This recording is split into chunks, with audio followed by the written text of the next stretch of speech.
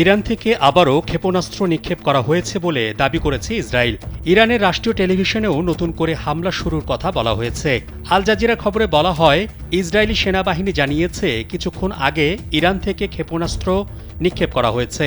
এজন্য ইসরায়েলের নাগরিকদের নিরাপদ আশ্রয়ে যেতে এবং পরবর্তী নির্দেশ না দেয়া পর্যন্ত সেখানে অবস্থান করতে বলা হয়েছে।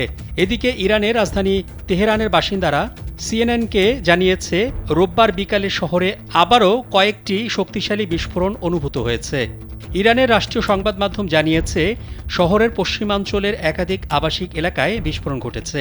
ধোঁয়ার কুণ্ডলী আকাশে উঠতে দেখা গেছে। একটি ভিডিওতে দেখা যায় একটি গাড়ি আগুনে পুড়ছে। তবে ক্ষয়ক্ষতি, প্রকৃত মাত্রা বা কোনো হতাহতের ঘটনা ঘটেছে কিনা তা এখনও নিশ্চিত নয়। স্যান্ডেলিনা সো, রূপচর্চায় আভিজাত্য।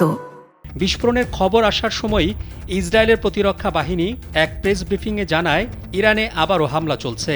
আইডিএফের মুখপাত্র এফি ডেফরিন বলেন, আমরা এক মুহূর্তের জন্য হামলা বন্ধ করছি না। এই মুহূর্তেও তেহরানে আমরা বিভিন্ন নতুন লক্ষ্যবস্তুতে হামলা চালিয়ে যাচ্ছি।